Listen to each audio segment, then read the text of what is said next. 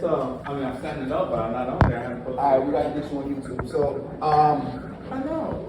so yeah, no, Evan Carmichael, he actually has a lot of great strategies around YouTube. I guess given where everybody's at, what would you say if somebody they have a channel, maybe they haven't been getting, they want to grow it and build it, but they haven't been getting the traction that they want on their channel. What would you say to maybe either that new person or even somebody who has been doing it for a while and they need to, and I don't know if that's two separate answers or what, but what would you say to that person who needs to? So for the beginning person, it's just doing it. It's too many questions. How long should it be? What gear should I use? It's like all of the things that they're smart, logical questions that just get in the way of making. Because that rabbit hole doesn't end, right? You're like, oh, what gear should I use? I mean, I have my cell phone, but maybe I should get. I wonder what camera he's using. He's got all this other thing. What is that other thing? Do I need a microphone? I never had a microphone. Maybe I need a microphone. Should I take a course on all of this? Maybe I should watch a bunch of videos and figure out what. Maybe I should just hire. Should I just hire somebody? Maybe I'll hire somebody. How do I find somebody to hire? My cousin maybe. And then it's like you're down this rabbit hole. Just make videos. I'll still make videos off my phone for my channel with 3.6 whatever million subscribers, right? So they're great questions to ask, but don't let anything get in the way of making the content. Real quick, Yeah. you know, so Kanye West has a documentary that he's shooting, right? And do you know he's shooting this entire documentary on his iPhone? A whole now, this is somebody who has billion, right? To shoot an entire documentary of his iPhone. Because I was watching $1 million worth of game podcast. And Waldo was on it. He was like, yo, man. He's like, I was talking to Waldo. I was talking to Kanye. He was like, yo, he just got this guy walking around with an iPhone just recording everything. And you know, he told me he's using that for his documentary. The guy who can afford anything that he wants is recording everything with documentary. I mean, with his iPhone. I just thought that was interesting in that. It's like, just get it done. It's good at having somebody follow him around, record him on anything. Like, you know, he's been doing that for years, since before he Content. became. Yeah. Mhm. And even editing, right? Like, don't edit. Editing is your problem? Cool, don't edit. Don't edit. Like, nothing gets in the way of posting. So, if you're going to do, it depends what show we're talking about, right? Like, if you're talking about a biz dev show, where is it? Hey, welcome to the show. And you just ask questions, right? If you're going to do this is again what most people are thinking, like thought leadership, where you're going to go direct to camera. Okay, the first minute matters a lot, so don't screw up the first minute. But if you screw up in the first minute, start over. It's the first minute, you lost it. Can you talk about that for a second? The first minute of any YouTube video and the importance of it. Yeah, so in the first minute, so people will watch long content, right? They'll watch a 2-hour session about becoming a better leader, because where else are they going to get that? But the first minute is where they're making the decision of, are you the guy for me or not? So they have a short attention span in the first minute. That's where you got to hook them. After that, they'll watch long-form content. So the first minute, most people really suck, right? They'll say, hey guys, welcome back. It's me, Glastine, and wow, it's a Friday afternoon here in New York. It's Saturday. You know, oh, it's a Saturday. Oh, hey, whatever. We're here. We're gonna talk. It's like gone, right? Gone. Nobody. Who? You're who? I'm out. Next, right? Nobody cares who you are yet. So you have to. If you're gonna do this and you're gonna go direct to camera, thought leadership, you got to tell me something that's gonna hook my attention. Right? Like, what do you believe about leadership that most people don't believe? What do I believe about leading? Well, to answer your hook question, I'll say something like, 9 out of 10 leaders, 9 out of 10 new managers fail the first 3 months of the job. In the first 3 months? Yeah, in the first 3 months. And then what happens? Or the first 100 days. They fail, and what, they get fired? And they get fired, or they quit because they have this imposter syndrome. Okay. So 9 out of 10 new managers fail in the first 3 months of being in a new job. They get fired or they quit because they have imposter syndrome. And then there's an easy fix. It doesn't have to be this way. The problem is, like, why are they failing? Because they don't have that confidence. They don't translate. They don't make the connections with their teams. they should. They don't have that influence over their team. Okay. Like they think they have this imagination, this imaginary vision of the leader that they're supposed to be, and when they come into reality, they're not that. Yeah, okay, so perfect, because they can't influence their team. Correct. And the reason is because they can't influence their team. Now, so there's like powerful opinion, context sentence, raise the stakes. We can write this down if you want. Or Yeah. You want to write that down? That's You want to good. go deeper? Okay, so like the intro of the It's video. important. It's very mental change.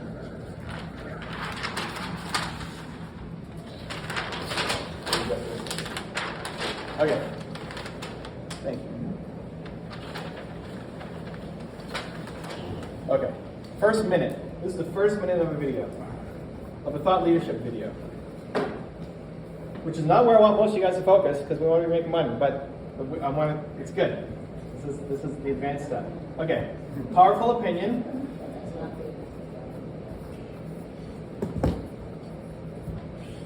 Opinion.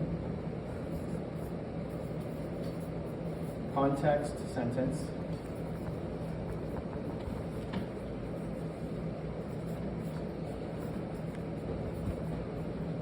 Raise the stakes.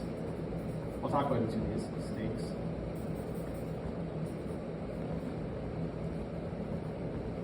Stakes. Better. And then story. Okay. Powerful opinion. 9 out of 10 new managers fail in the first 3 months of their career, of their new hire, or whatever, right? Powerful opinion. So that's already way better than, hey guys, welcome back, it's me, Glassstein, right? Not that you would do that, but that's what a lot of people do. Welcome back. I don't know who you are. What are you welcome back to? Welcome back, what? I don't know who you are. Wait, welcome me back, right? So 9 out of 10 new managers fail in the first 3 months, and you guys can all do this for your own thing, right? Like this is a Glassstein example, but hopefully you can apply this for your own strategy too. Like, what do you believe? The question I asked him is, what do you believe that other people don't believe, right? So some kind of hook right away at the beginning. Context sentence. So I was like, okay, well, what does that mean? So hopefully you said something here that hits them in the gut. Like, I don't want to be one of those 9 out of 10. That's crazy. What if that's me? I just got hired, right? But that's what we want, right? At the beginning. Because you might say this, but if that's 5 minutes into the video, you've already lost 90% of the people who are watching that video, right? Yeah. So like right away. Okay, the context. So 9 out of 10 get fired or quit in the first 3 months. The context sentence is, the reason why they're being fired is because they don't know how to influence and lead their team. Right? Like one sentence. Bang, bang. Right? So same thing for you. Like you just told me something that shocked my system. And if you didn't, then do it again. Like you can script this stuff. Those first 3 sentences, like memorize it, get it down. Don't freestyle the first sentence. Figure out what you want to say in the first 3 sentences. You can freestyle later on, but not the beginning. Okay? And then raise the stakes is your job as somebody who then is trying to create influence over somebody else is to raise the stakes and change their perspective. Like this is not just an issue of being able to keep this one job. Like if you don't learn how to fix this problem of influencing others, you will never get another promotion in your entire career. Right? Because then they're going to bounce another job, and it's going to be the same thing. Because they don't know how to influence their team. So I'm coming in thinking one thing, and you're making it a much bigger thing. And that's your job as a coach, as a leader for your clients, is to challenge their perspective and see a much bigger picture for them. So now 9 out of 10 people who get promoted to a manager fail in the first 3 months. The reason is because they don't know how to create influence over their team. And then 3, and if you don't learn how to fix this, you'll never be, what would you say? You'll never be a leader. You'll never be a leader and you'll never get promoted. Like, be a leader is more generic, but I'll never be promoted again. Like, damn. Who's this guy again? Right? Then it's like, hi, I'm Glassstein. Now I care, right? Yeah. But then next goes into story. So story, you tell me a story connected to this. Your story, a client story, something in the news cycle story of a great leader, a bad leader, right? And you don't have to say names of clients. I'll often change genders of clients as well, because it doesn't matter who the person was, but we're telling some kind of story that connects to the thing that we're trying to share, right? And then after story would be the advice, which is where we all want to get to, right? Advice. So in the advice, okay, well that's a pretty doomsday picture. Now I'm never going to get promoted. I'm going to fail 9 out of 10 people. Okay, but I'll tell you how to fix it, right? Here are the 3 things you need to do. Number 1, and then whatever your 3 things are. Most people, the first minute sucks. There's nothing. There's no context. It's welcome back. It's really bad. And then they only want to get to advice. But I'm not going to listen to the advice, really, if I don't do this part first. So I need to know that you understand me. You are either in the same situation as me or you've overcome it and you've helped a lot of people who are like me. So the whole point of this is to set the stage so that they actually listen to the advice. Okay, because I was about to say, so the first 3 is in the first minute, the rest is... This is 3 sentences. This is like 20 seconds. Yeah, okay, now I'm just making sure all that wasn't minutes. That's not Yeah. So this is 20 seconds. I don't know how long it takes. Maybe you talk real quick. You get 3 sentences out super fast. I don't know. But like script this, right? Write this down. Script this. Know what you're going to say before going in. And then story is in the first minute because this takes 20 seconds. Now your story could be a 5-minute story, right? But now it's in the first minute. So for example, I was working with this guy named Julian, and Julian, whatever, and then you tell me Julian's story, and then whatever the problem was, right? For the story, you don't have to have this scripted out. You have to know, just for me, when I was doing this, I would write these 3 out, and then I would just put Julian. And then I would talk to the Julian story. If this is memorized, unless you're a genius and memorize, I suck at memorizing, and don't read off a teleprompter because the authenticity isn't there. So just put Julian. So write out if you screw up in the first 3 sentences here, you don't nail this, do it again. And you'll probably have to do it again anyway, because when you first press record, the energy isn't quite where you need it to be yet anyway, because you just pressed record and you're at the beginning. So you're a little nervous, you're not fully present, you're not fully with it yet. So it's okay, do this 20 times, whatever. It's 3 sentences. And if you flub somewhere in the middle of the video, you've given me 3 pieces of advice and you screw up on the second one, so just keep going. It's fine. The people who are watching are already in and love you, and the people who don't like you have already left, right? Or don't like the message, have already left. So like the editing doesn't matter. People are stressed about the editing. They're not coming. This is thought leadership content. They're not coming because of the fancy editing. Like nobody's buying because you have a man climbing mountains, as he's talking, right? Or the music that's behind, or the lower thirds name nobody's hiring you because of that. They're hiring you because of you. This is thought leadership content. You're a thought leader, so you think a certain way, and I want to think the way that you think. You know stuff that I don't know. That's why I'm watching your stuff. So memorize the first 3 lines, get it down, write it down, script it out, and then this is point form, bullet. What's your story? Julian's story. What's the 3 advice? Advice 1, 2, 3, and then talk about each one. What's one thing that they need to do to increase their influence as a new leader? Learn how to make friends. Perfect. So I would just put make new friends. And then you could talk for 3 minutes, 5 minutes about how to make new friends. Right? You don't need to script all that out. Yeah. So this is you can have an outline for video in 5 minutes. 3 powerful sentences that you've written out. Julian, and then advice. Make new friends, and then whatever 2 and 3 are. And that's a 20-minute video. But the first minute really matters. Most people, that's how this whole thing started. Mm-hmm. But most people suck in the first minute. Don't do that. Don't suck. Perfect. That's the advice. Evan told me not to suck. But most of the videos you pre-record, because I heard them say you get 3 videos a day, or would you actually you can't go live, right? Because I know YouTube has a thing. I wouldn't go live. Don't go live on YouTube. Okay. YouTube live sucks. Because I hear different mixed things about that, so that's fine. So YouTube live is great when you are live. and then that video is dead afterwards. Oh, so that's all I want to know. I need a forever video. Yeah, so there are some unique cases to go live, right? So if Terrell's promoting this, right, and he goes live on YouTube a day before, he's like, okay, we got the new workshop coming, tomorrow's your last day, we got this extra special bonus to join whatever, and he's trying to, YouTube will help promote that live to his audience, but then after, once he's done, the video is basically dead, but he doesn't care, because the whole point of that video was just to promote the event.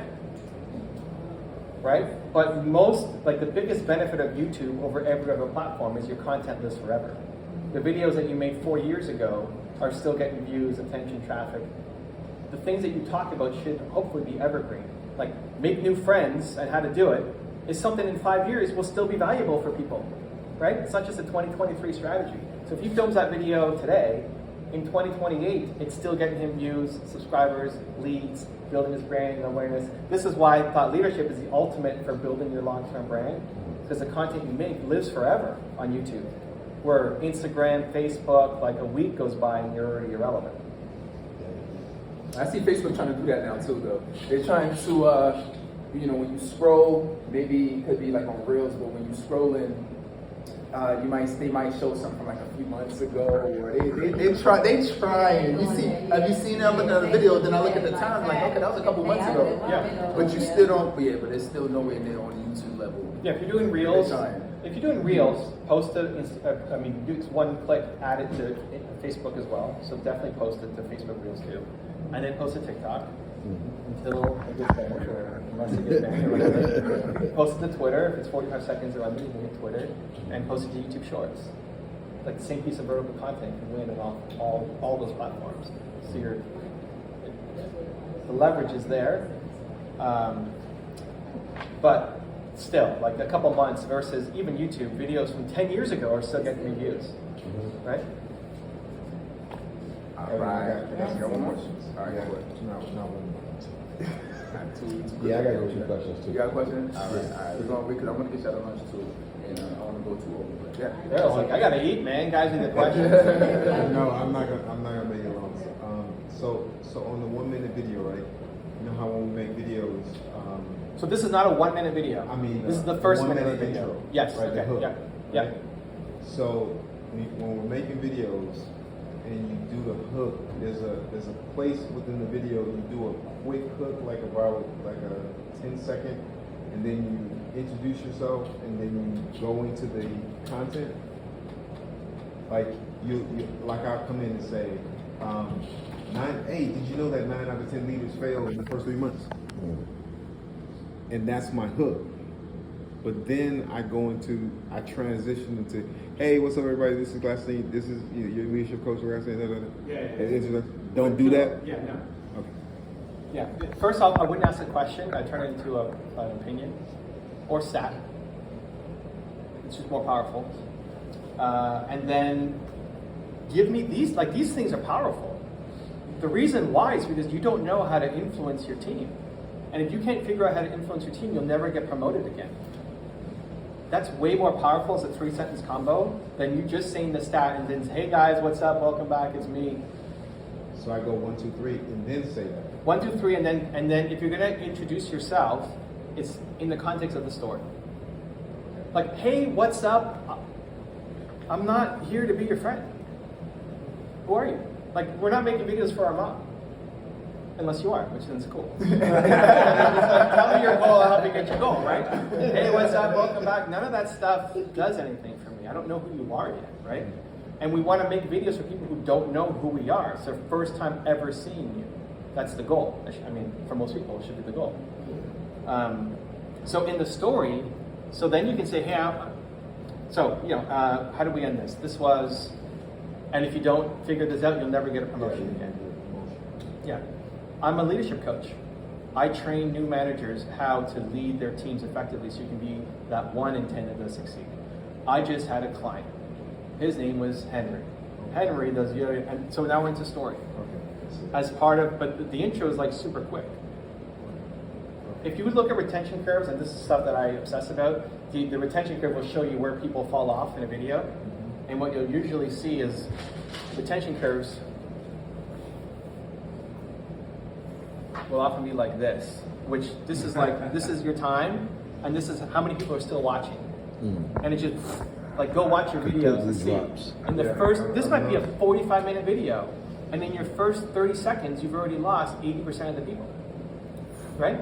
Like, go, I mean, I've seen enough channels. Right. You've seen on yours? Yes. Okay, so like, objectively, your intro is not working based off of what people are telling you. Like, they may not be in the comments saying, Glastine, you suck, right? Like, they may not, I mean, hopefully not.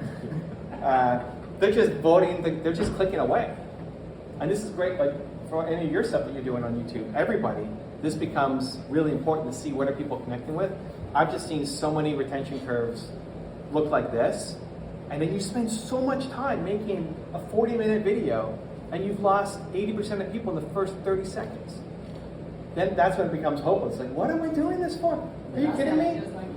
Yeah, well, the problem is this. Like, your first minute sucks. It's not that you suck. I hope, it's the first minute. You know what's interesting too about that? Don't sleep on that number 2, that context sentence. Don't sleep on that too, because one of the things that once you give your powerful opinion, what I was gonna say, so the context sentence, right, is gonna give you specifically is right on the tip of my tongue. Well, anyway, so the context sentence is going to basically, you're going to give a powerful opinion at first, right? Oh, but one of the things I like to do, and I think it falls under the context sentence, is I like to give the worst case scenario. And Evan just said it's kind of similar to basically what he was saying, right? Because you can say 9 out of 10 managers, end up quitting your first few months, and they're not happy or they're frustrated. Or you could say, like, you would not get a promotion for the rest of your life. Like, it's so interesting. I got that. Really doing more, sessions and learning from you, is that I do that a lot now, is that when I usually give like worst case scenarios, because that'll jolt people to take more action. Like, oh wow, like, cause it could happen, you know what I mean? Like, and it happens to a lot of people. So I like to give examples that are worst case scenario. And then now what I also do too is I do it for my YouTube, but now I do it pretty much on, like, even when I go live. So you know how I have the Facebook group, right? The coaching playbook. If you notice, if you go back to you can go to any of those live videos, and I got that since rocking with Evan, is that even in my live videos, I will follow the same process. I will do the same exact thing in my live videos too. So now when people go back and watch it, it's still engaging and it's still interesting at the beginning of it. So you can do it on those videos you upload. But if you just take a minute or two, kind of know a story, know what your powerful opinion is, and do some of this stuff, you can even do it in your live videos as well too, and it helps out a lot. And I do it on Instagram Live, I do it on Facebook Live, I do it on my lives too, and it works. Right. So like this would be it. Like, raise the stakes could be worst case scenario. There you go. Raising the stakes is the raise the stakes one, yeah. Right. So it's like that idea of, if you just said, hey, if you just said 9 out of 10, did you know 9 out of 10 people fail in the first few months? And then you say, hey, I'm Glastine, welcome back. It's not enough. It's not enough to make me want to keep going. Right? You just told me one sentence. But if you then tell me why it's not happening, because I don't know how to influence people on my team, and then I'm only thinking about this one job. But if you bring in the perspective shift, like, if you don't figure this out right now, you will never get a promotion ever again to be a leader. And we're saying something we believe in, right? I mean, hopefully we're not saying something that is against our values, but like, what is the actual real worst case scenario? But we're challenging the perspective, because they're thinking like this, and I want them to see this. Like, this is not just, oh, if I don't figure out for this job, I'll be fine. No. You're stuck for life if you don't figure this out. If you want to hit them with a 1-2 combination with 2 pieces of biscuit, now you can also say how it's going to affect other areas of their life. If you're not a leader here, how are you going to be a leader at home to your kids? How are you going to be? You feel what I'm saying? So now you can, it's a lot of different ways you can really, like, okay, I got to pay attention to this now. It's 2 what in the biscuit? 2 pieces of biscuit. 2 pieces? 2 pieces. 2 piece chicken. 2 piece chicken. 2 pieces of chicken? Yes, that is, listen, Evan, I'm from the I'm from the Bronx, New York. Got it. I grew up in the hood, and we have certain sayings. Okay, wait, did you know that? Okay. Wait, oh, and if you're from New York too, if Yeah. you're from New York, Yeah. you know that. Yeah. Two piece Chicken and a shack. chicken. Two piece. Oh, and a two piece biscuit. Yeah. Two piece and a biscuit. Two Okay, piece and a okay, got it. biscuit. Okay, listen, I'm learning too, guys. That's my takeaway. That's on the next YouTube. My takeaway. Two piece and a biscuit. Evan, I gotta ask this question. Okay, what do you got? The music on YouTube, there's some changes that's been made on YouTube, and I'm getting in a lot of trouble with that. It's sharing royalties with other people, and the music is not free. Copyright. Where do you get the basic free music from now? So, YouTube has a library that they're adding to. So there is a free library that you can go through. If you go into Studio, click, I forget which one it is, but there's a free Studio library that they've created music, and you can use any of it, and they keep adding to it. It's not Kanye songs, right? But it's free music that they've added in. Well, they took out, if you go to the creators management section, they took out that library, and they put in some sort of creators something music thing that they have, and they have all the popular music on there and everything. Yeah. But I can't. But some of those are free. Yeah, but they're free. But when you use them, you can use them. Yeah. But the royalties have to be shared. Like your Some of them. monetization. Yeah. Has to be shared. But Some how of do you them. distinguish? I forget. Like in the search, you can, when you're looking, there's so many songs in there that you can then filter, and you can pick the ones that are free. We don't use that. We pay for audio blocks as a service. I forget how much it is. It's not a lot. Say audio block? Audio blocks. BLOCKS. Audio blocks. Yeah. And that subscription also gives you story blocks, which is like video. So it gives you video, B-roll footage, and music. That, I don't know, $50 a month? I'm guessing. I don't know what it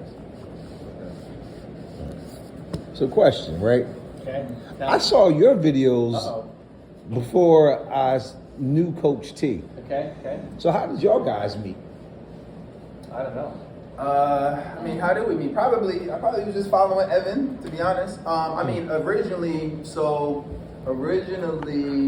like I said, I knew about Evan probably between 2014, 2015, somewhere around that range. I started following Evan online, and I think we really just connected through.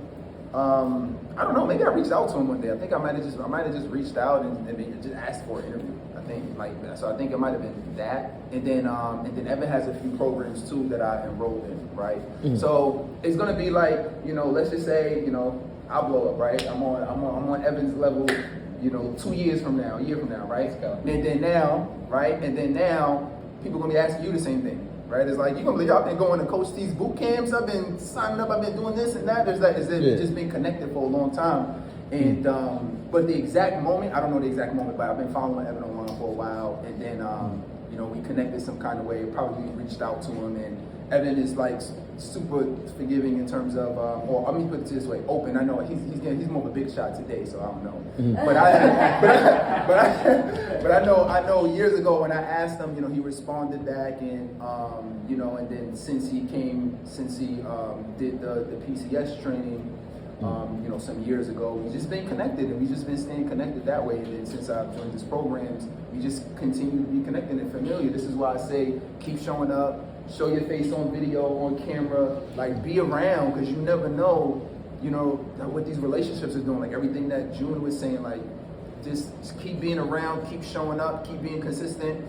You know what I mean? And and I'm sure Evan sees my stuff too, and he's like, okay, well, God keeps going. You know what I mean? And so I don't mind investing. I don't mind, coming out and showing up and speaking to his community and things of that nature. You know what I mean?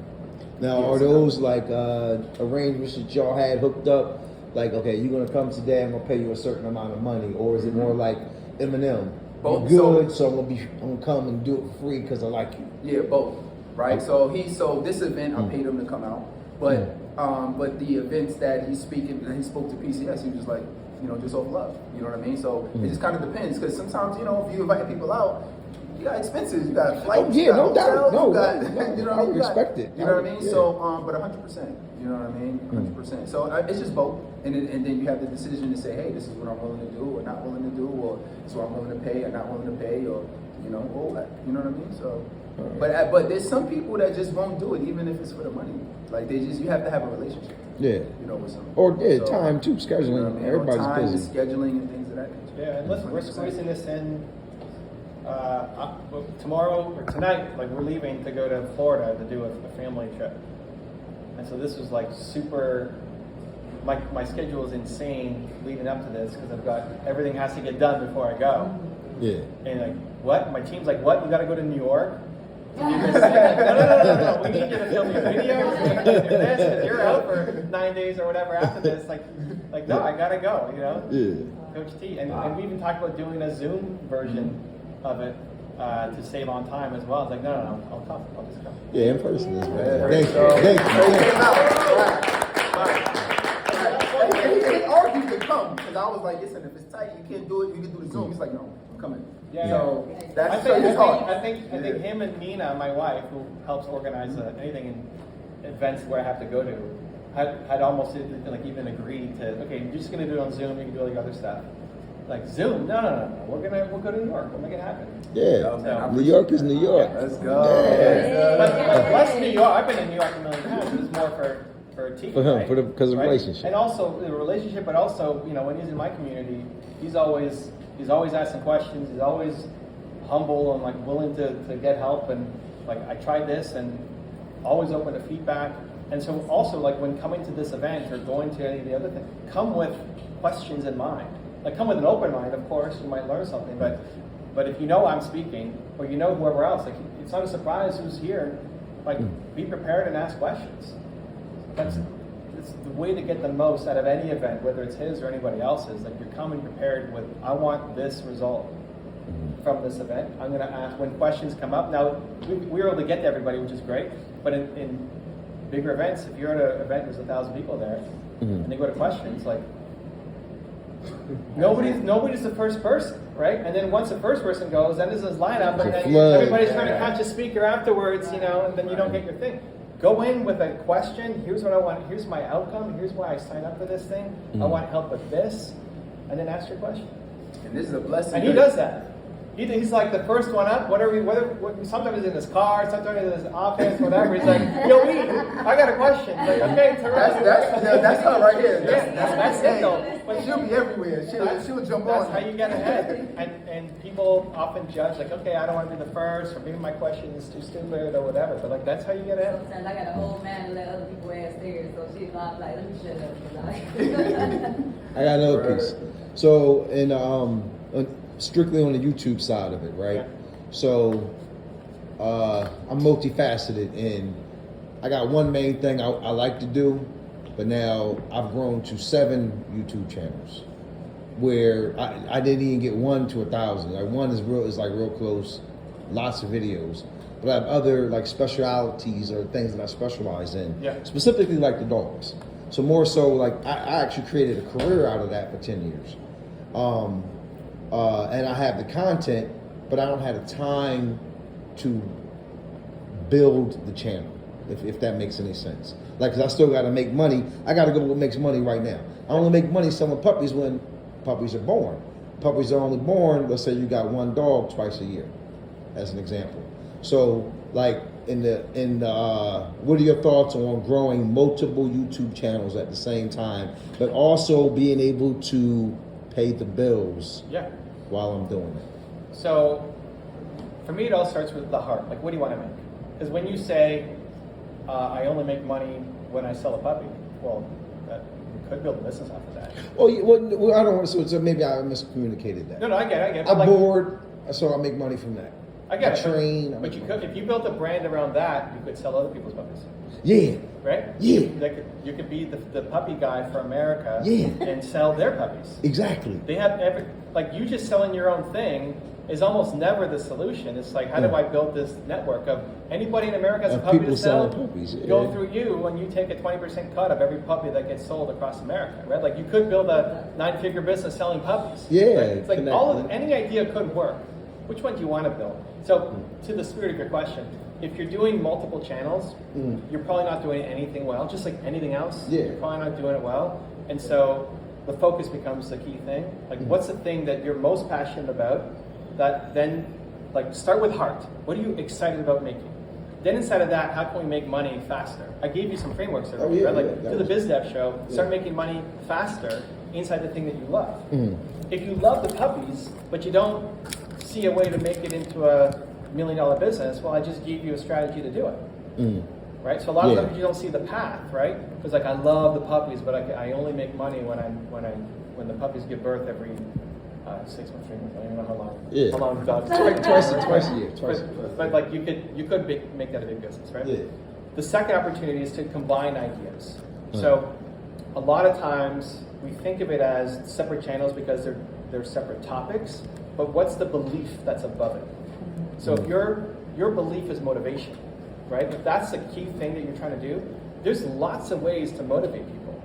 There's a lot of motivational puppy videos, right? Yeah. So you could still talk about puppies, but you have to make the connection to motivation. Then it fits on the same channel, because I'm coming to your channel then for a feeling. So I try to create belief in every video that I make, like in everything I do. Hopefully you guys believe more in yourself and your ability to build a 6-7 figure business after this talk. Hopefully I delivered that. If not, it was my intent, at least going in, right? Doesn't always land. But if motivation is your thing, then a lot of things could fit under motivation. Running 8 different channels or however many you have is not the answer when you're by yourself. Yeah, not at all. So those could potentially be different playlists on the same channel, but you have to make it the connection to motivation. Right. If you don't make the connection, then it feels like you're all over the place. That's what I was looking for.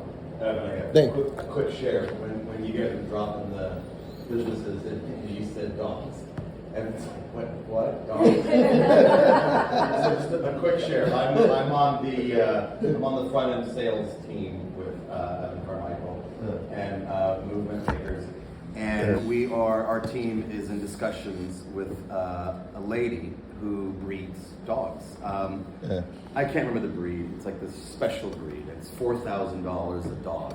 Right? And so our one of our sales guys is in communication with her and has a follow-up on Monday.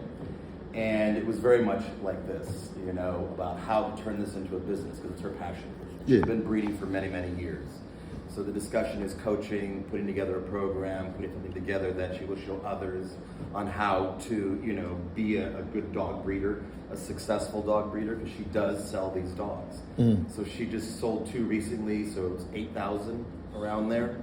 So in this follow-up, it's about getting very clear with what she wants, right? And of course, alignment with what we can do for her and put that content out for her. But I didn't think you guys were going to bring up this topic again, but I wanted to let you know that we've got a person coming in that breeds these high-end dogs, and now we're going to help her get her content. Everybody loves dogs. Everybody loves dogs. Like, Well, to that point, it's like even the author thing, right? So her services are $2,500 for 3 months. How do we turn it into $2,000 a month? By making it more valuable. And it starts with like, oh my God, I can't do it. And then all of a sudden there's all these ideas to do it. If you're selling dogs and it's $500 a puppy, is that what you said? How much are your puppies? Yeah. Okay, so how do we sell a $2,000 dog or $4,000 dog? Well, yeah. So you can either sell more. No. Or pedigree. Like the actual, Like exactly. pedigree. You change the breed. Yeah, change I don't the know breed. what our client, what their dog is. Some fancy long 3-worded dog. Like, is it that much more work to train a whatever fancy dog versus a regular puppy? Like, it's the same, like, just in general, same amount of work, let's make more money doing it. Now, maybe you're like, no, it has to be Beagle, because I love Beagles. Yeah. Because my grandma said I have to train Beagles. Okay, we can work with Beagles, it's cool, right? But as long as there's a smart reason for it, where it's like there's hidden money-making opportunities inside all of your businesses, it's just figuring out how to mine those assets and also believe in the worth that you have to offer. You're selling a tangible thing, here's a puppy, as well as like the motivation and speaking other stuff is less tangible. If you're selling an author writing a book, well, how much is a book worth? Well, some people it's worth $2,500, some people it's worth $6,000, some people it's worth $1 million, right? Yeah, the dog is happiness. That's kind of how I liken it to. Like, you know, lots of people I sold dogs to throughout my time doing it. You know, the time comes when the dog transitions. Yep. And I get such a heartfelt feeling. They call me because it's like, you know, we co-parented or whatever it may be, or you know, I'm like the dog grandfather or whatever it may be, and you know, they're crying, and you know. Let me pause you for a second. I Yeah. don't. I like interrupt people because I'm Canadian, but I want to hold on this. Okay. Having a brand attached to what you do allows you to charge so much more. So let's say you're sticking with beagles. Like beagles are beagles a hard dog to breed? I'm a pit bull. It's what? I'm a pit bull. You're a pit bull guy? Yeah. Perfect. Okay, so you're a pit bull guy. Like, Yeah. let's say pit bulls are not that difficult. Like, how many people breed pit bulls in New York area? Let's say there's a lot. You're not selling an exclusive product, Yeah, not at all. Yeah. right? So a lot of you may feel you're not selling an exclusive product. Skincare may not be an exclusive product. So how do you turn your non-exclusive product into an exclusive product? Mhm. So you could go into a different breed, but you could also take your pit bulls, Train them differently. Service train. happiness. Yeah. because you said dogs are happy. Well, that's what it How is. many people associate pit bulls to happiness? A lot of people. We banned pit bulls in Canada for a while, or Yeah. Ontario. Yeah. All the American basketball players and baseball players couldn't bring their dogs across the border because we banned it in the province. Mm. But even in general, if you came and said you're charging double, now it's $1,000 a puppy, but this guy's puppy is only $500. Why is yours $1,000? Mm. Because we trained them With love and with happiness. love, and you're Yeah. going to have a much happier dog and family, Yeah. right? Ooh, now that's worth the That's extra worth $500. more, yeah. Why buy organic instead of the usual? Because I'm assuming it's going to give me some health benefits, right? Yeah, I It's like like it. how do we take our stuff? Right, he can get with me because I paint portraits of pets, and that can be part of the deal too. Oh, that's But just pause for a second, because you're already raising them in a healthy, loving Happy, environment. yeah, yeah. You don't have to do anything different. no. It's not like you're treating them like crap and like, oh, okay, now we gotta love these dogs, right? Yeah. You're already doing this, They're big cuddle bombs. but you're not communicating. They're that. not. Yeah. And in the communication of it, now we've just doubled your price point and doubled your business. Because Yeah. some people will pay more Communicate. for Yeah. happiness. But if I just see you as another pit bull breeder, Yeah. especially in pit bulls, Yes. right? Now I'm willing to pay you double. I like that. Just because of the market Yeah. position. What? How do we do that in leadership? What's the problem with most leadership coaches, programs, training? I think the most problem with leadership, and I just answered this question yesterday, is that they're all generic. It's something that you can find on the internet. You can find the answers if you really look for them on the internet. And what I bring is that I bring a more of an experience, my personal experience, and the other leaders that I brought up through the government or corporate America or whatever, I bring their stories in. So, and their stories relating to the skills that I teach. And so that makes it, to me, that makes it different. You're not gonna take my course and say, you know what, I could have YouTube this. No, you couldn't, because all the stories are so unique, and the way I deliver the skill is also unique. Also.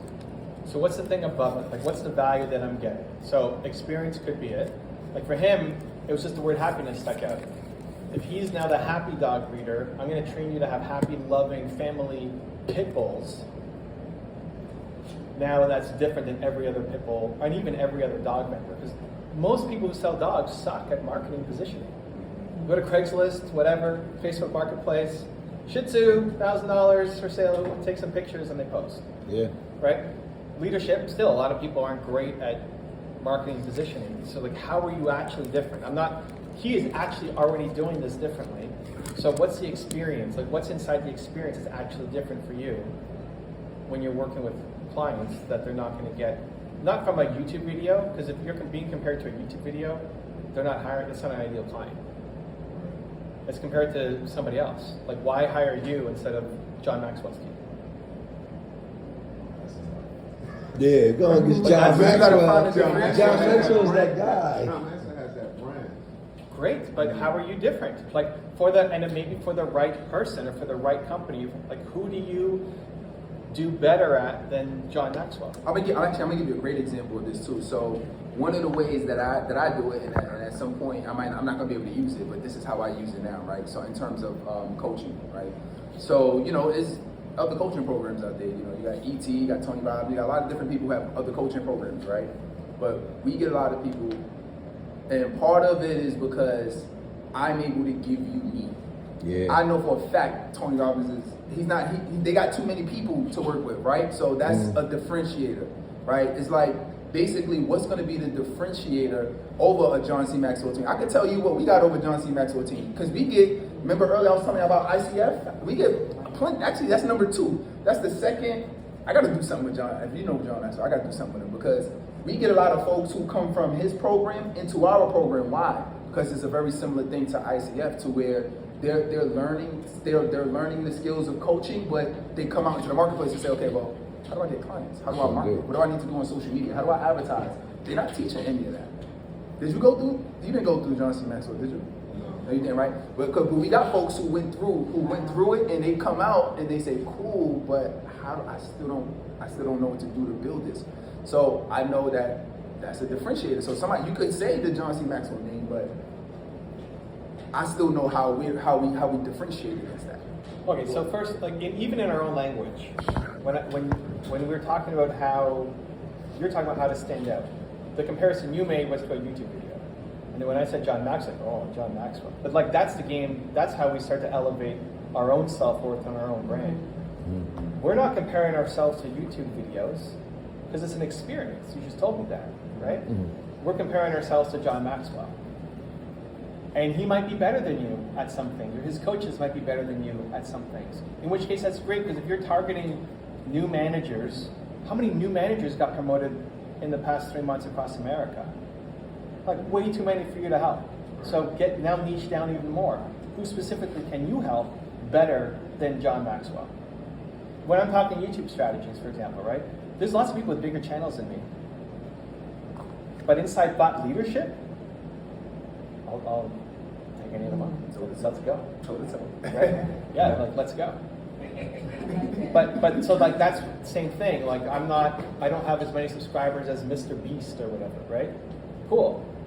I love to see Mr. Beast come in and teach this to help you grow your business off of YouTube videos, right? It's just a different style. So, and I totally love and respect everything that he's doing. So you can love and respect everything John Maxwell is doing, but where do you crush? And selling yourself is great. It doesn't scale. Like you get me where you don't get John. Okay, that doesn't scale much bigger, but it can help get you to 6 or 7 is hard off of one person, but it could be mid-6, right? But then are there specific types of people, specific industries, specific backgrounds, male, female? Who do you connect with and provide a better experience with? That's why like I was saying, there was a conversation that I was having yesterday, and I was saying to a friend of mine, I was like, you know what?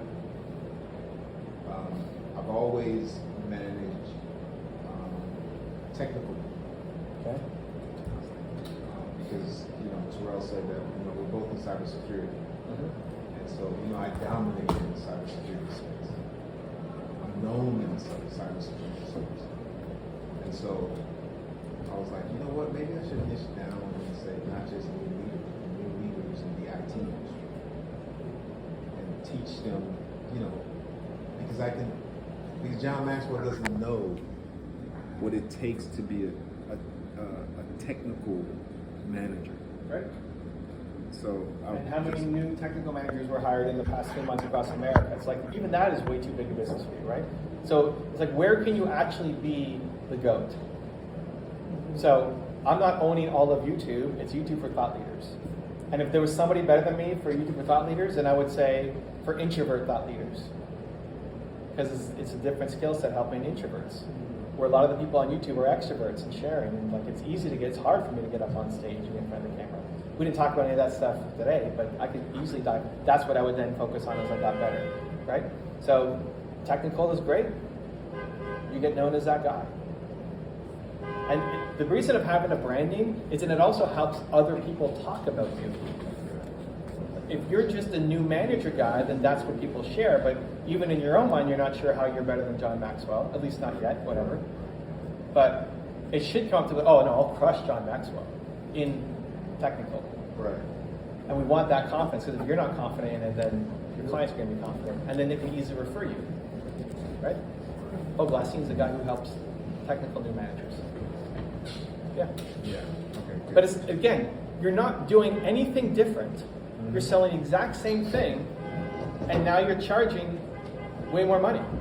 Right. He's not selling anything different, but he can double his price because he's selling happy pit bulls, which he was already selling. You're already selling to technical people, but they just think of you as the new manager guy. Right. Now there's specific curriculum and stories around technical. Now you increase your prices 50%. We're not doing it. I'm not going to do anything different. You're doing the same thing. It's just the position and how people see you. I'm in the process right now in Cincinnati, Ohio. I'm in the process of opening up a personal development warehouse for the youth. So they'll have to create my skincare products, but in the meantime, they have to focus on motivation and confidence. So they get half of the day where they'll be creating skin products, and the other half they'll be building their confidence, respect levels, and things of that nature. So that's why I feel like makes me stand out, because you can go anywhere and get personal development. But where can you go for your youth and get personal development and great skincare and get them a job? You know, where they can have a job and they can build their confidence, respect levels. So they need kind of, now we're like talking business strategy more than like content, but no, it's great. I mean, happy to help. You always have to look for who's going to pay you money. Especially at the beginning, because if you're making money, we all want to have a big impact, probably. Like, your mission probably is to help inspire youth around America, right? But in order to be able to afford the team to create the content to do that at scale, you need to learn how to make money right now faster, right? So talking about $2,000 a month plus, who's going to pay you that, right? He's talking to corporations, so we can make that happen. If you're talking to... Oh, no, that's just my long term, but right now I'm in the schools, and right now I'm in the schools. I get it. So students are not going to be paying you that because they don't have the money, right? Most of them. So now you're thinking, who does have the money who wants to get into schools? Who are the corporate sponsors that you need to align yourself with?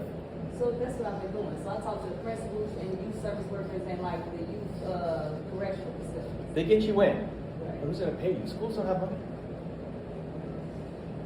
Who's going to pay you? Yeah, you gave me a great example of that. Right? So, like, what corporate sponsor do you need to align yourself with who wants to get to youth? Who's advertising on TikTok right now?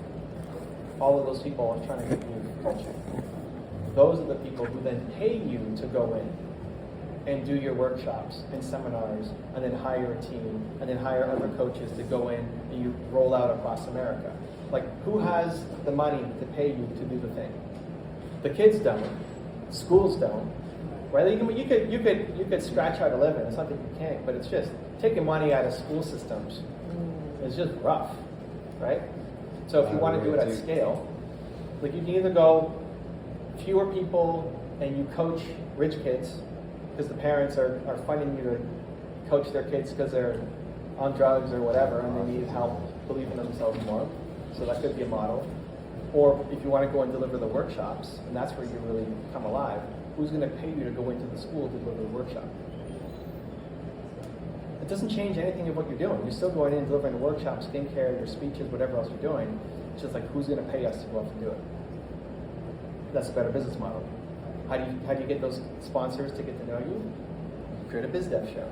Get them on your show. Talk about why they care about you so much.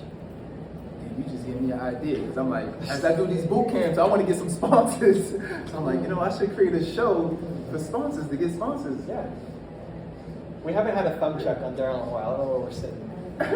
How many times do you He's too hungry. Borrow some from Maurice. He's too hungry. He's too hungry. Yeah, we got on, we ate. Evan, what's the platform? Yeah, I know, we rolling. That the interview should be on, the show? What's the YouTube. platform? It should be on YouTube? Is it a YouTube live or is it just... No, don't do live. Like, use Zoom. Or if it's online, use Zoom. Everybody knows how to use Zoom. Easy. If you're going to go interview them in person, you probably want to hire somebody to come in. I don't know what you guys are what it costs to hire somebody local here to come in and do it. Or you train somebody, you swap your services, you mentor and coach a young videographer. He comes in and films you for the afternoon to go do it, right? And then it becomes a YouTube video. and then you cut the clips for Instagram. Okay. Yeah. I was gonna say. All right, one last Oh, one. sorry. No, it's just like he talked, and I remember like one of my. But this is a rare opportunity, so that's why like I'm already like my presentation later is already cut because this is like a rare opportunity. But I'm good because we Daryl's got. putting up lunch for this. You I know he's know. learning something. Yeah, So it's I'm so learning, good, so I'm cool with it. It's just like I realized that part of what makes me different as an author coach is that I add in the self-care tips for authors because we often forget about ourselves because we're writing and don't take care of ourselves. So I'll always like throw in some of like those tips. So I believe, I know that's what makes me different. Yeah. So you start talking about it. Again, like you're already doing it. It's not some new strategy. You're already doing it. But people don't know that you do it. Right. So now it's communicating that. Because authors now have more self-care, and that's worked into their schedule. They're going to hit their deadlines for getting their book out. Right. As instead of burning out, going crazy, and then throwing it all away and say, I can't hit this deadline. Right? If you're helping authors hit their deadlines through your process and self-care, agents will love you and want to send all their offers to you. Right? You like that? Well, I mean, it just makes sense. We got thumbs here too. Let's go. All right, let's give it up to Evan. Forgot again. It's not 2 legs and a biscuit. It's 2 what? Two pieces. Two pieces. Not 2 peas. No. 2 pieces in the 2 business. piece? Yeah, 2 pieces. Like 2 pieces chicken. This Like isn't a 2 pieces KFC chicken. thing, is it? No. No, it's not. It's not a KFC thing, Chicken but thing. basically, Chicken shack. I mean, basically, Chicken Shack? We don't have that can. yeah, I mean, but basically, it's just like I'm giving you more And a things. You know how you get like a combination. I'm giving you more value. I'm It's giving the you- bonus. Yeah, it's like a That was bonus. the Yeah. bonus. See, our 2 pieces is The biscuit is the bonus? our 2 pieces like bite.